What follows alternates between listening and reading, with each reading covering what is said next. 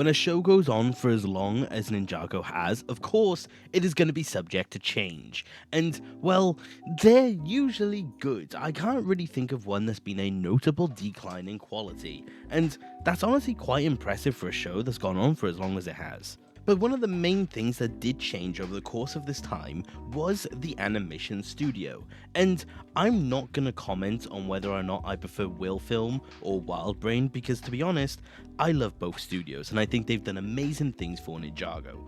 But in that time of both of those animation studios, I consider them both to have two phases of the style of animation. And that's what I want to go over today. I want to compare them in a brief way without going into the very specific details, because I could be here for a very long time. And I want to kind of just give an opinion on each of them, because while I don't want to give an opinion on Wildbrain versus Will Film, I can certainly talk about the style of animation that they do have, because like I said, they both go through two phases and I just want to kind of compare them. And like I always say, please let me know what you think of each of these styles of animation. Hear me out on what I consider each phase first, but let me know which one you prefer and which one you don't, because I will be ranking them from best to worst. But other than that, let's just get into the video and let's just see what I think about each of these different styles. Although, side note, I just got a Bricklink order in for 2 new Ninjago minifigures, and if you can successfully guess the 2 I currently have in my hand, you win a high five. However, take your best guess. I don't know if you'll get them. But yeah, let's actually take a look at the first phase of Ninjago animation, or at least what I consider to be the first phase, and that is from the pilot through till the end of season 7, because in my opinion, this is Will Film's first attempt at Ninjago animation. Now, what makes this style of animation its own thing? Well, it's more simplified. There are less complex elements to Ninjago at this point in time. It's much more simple, much more Lego-like, I guess. And I appreciate the simplicity of it, but I know a lot of people also don't. But not only is there a simple feel to it, the other big thing to it is that a lot of people consider it a lot more stiff. It's not as fluid as what we get nowadays when it comes to Ninjago, but in my opinion there was nothing wrong with that. But a lot of people did point out that certain fight scenes could feel a little more stiff in comparison to others. And I do understand the point they're getting at, but I still loved it regardless. As for other elements about this style of animation, well, characters didn't really move as much as what we see nowadays. Characters tend to just stand still in a lot of shots if they're not the priority, but you could also mark that down to budget. But the other thing I guess is also elemental power, which I think is a big factor in each of these animation styles, because the animation does change for each. And, well, again, there's just a lot more of a simplicity to it. Well, for most of them anyway. I think Lloyd's energy powers are very unique in this era of Ninjago, but for example, Kai just has standard fire, Zane's ice is very standard, Cole half the time doesn't even show his elemental power, he just moves the earth, and Jay's lightning again seems fairly simplistic, but that's not a bad thing. I really like the elemental animations to this era of Ninjago, but they're definitely more simple than a lot of others. But after season 7, we did get the next phase of Will Film's animation style, and I believe it's now considered Zeatrix, or at least that is what it's considered on the Ninjago wiki.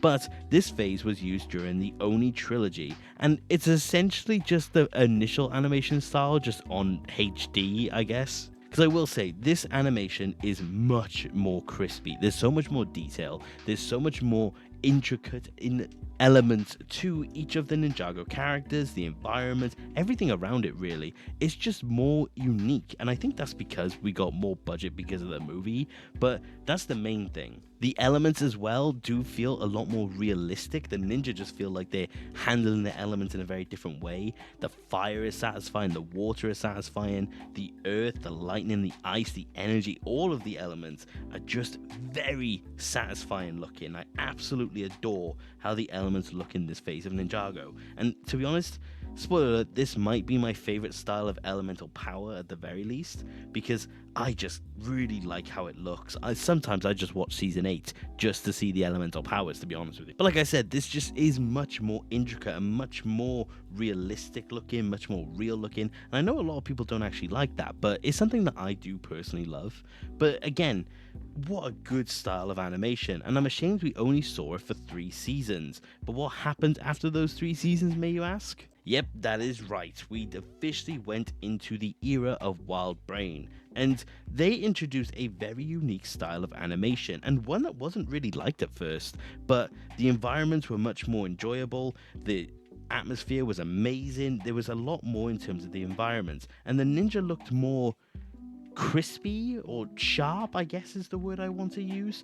But it's one of those things where a lot of the characters did look a lot better, a lot more textured, but at the same time, there was other elements that not a lot of people liked. Certain things such as, well, the elements looked a little more simple. This is exactly where the elemental hand phase became more of a thing. The spinjitzu looked a lot more simple. It was a lot of things where the ninja did just take a couple downgrades, but also did get a lot of upgrades at the exact same time. So it was definitely a very weird phase when it came to the animation. But like I said, certain things did just become a lot simpler. Like I said, the elements in particular, in my opinion, do just look a bit too simple. And that's not exactly a bad thing, but also there were times where I just missed the old elemental look. But like I said, it still looks nice, and a lot of the elements do look really good during this phase or era, but I just prefer the previous one. Like I said, I just want to point it back out. This is definitely where the elemental hands thing really came into play. And if you don't know what I'm referring to, it's just when a character's hand turns to the color of their element, and sometimes that's all you get to see. It started out with Cole RX, as far as I'm aware, because that's when obviously he got his lava arms, and then the Time Twins also did it. But came to be everyone just had it at one point, and I just don't really know how I feel about it. But yeah, honestly, this phase of Ninjago really did grow on me. As much as I'm not sure how I feel about it in comparison to the others, it's definitely one of those ones where I do look back on with a lot of fondness, because like I said, it's possibly the best the environment's ever looked. Actually, now I'm saying it, I don't know if that's actually true. I'm thinking, do you remember when season 11 was first coming out, and that shot of Wu from the first episode with the sun behind him released, and everyone was so excited because of how good it looked? I always think of that shot when I think of this phase of Ninjago, so that might be influencing my decision, but who knows. But that does officially bring us to the final phase of animation, and this is where Wild Brain became more in tune with the animation style we see in Dragon's Rising, and it definitely was an upgrade. The main thing for me is that the characters did just look a lot more full up. They look a lot more like the Oni era of villains, where they just don't look so flat. I know I didn't say that as much in the previous phase because it's not as much of a factor, but if you compare Season 11 through to Crystallize to Dragon's Rising, I don't know, the characters just look a lot more flat. But the characters look amazing, the environments look absolutely stunning. But there's one thing, in my opinion, that was a massive downgrade, and that was the elements. In my opinion, Dragon's Rising has some of the worst looking elements we've seen in a while. I don't like Kai's, I really don't like Nia's. Nia doesn't even look like the Master of Water anymore, she looks like the Master of Slime. And every single character has really adopted the elemental hands, and it's such a personal little thing I don't like. Please let me know if you actually like the elemental hands, but Dragon's Rising Season 2 Part 2, in my opinion, really showed me how much I didn't like it, especially certain scenes. The two I'm thinking of in particular is any scene where any character has the multiple element hands, where it's like a rainbow effect. I really don't like it. It is a weird way to represent all the elements. It's weird, it really is. And the other one is when all the ninja get their elements back and they're surrounded knocked, because all of them just have elemental hands. I don't like it. I want them to show their elements, not just the color of their elements. I just think it's strange. Oh, and don't get me started on Jay's lightning, because it was weird. I don't mind the yellow. I actually think the yellow is kind of cool. It's just how weird the yellow, or the lightning in general, just forms around his hands. They're very weird. I don't know what they're doing with these elements. It makes me really miss every other elemental phase of Ninjago, because it just looks weird. I don't know how else to put it. But don't let that take away from the fact that Ninjago Dragon's Rising is absolutely stunning apart from the elements, and they're really knocking it out the park at Wild Brain when it comes to the animation. So if somehow anyone from Wild Brain is listening to this video, please don't take that as a personal thing about the elements. I really like the animation style.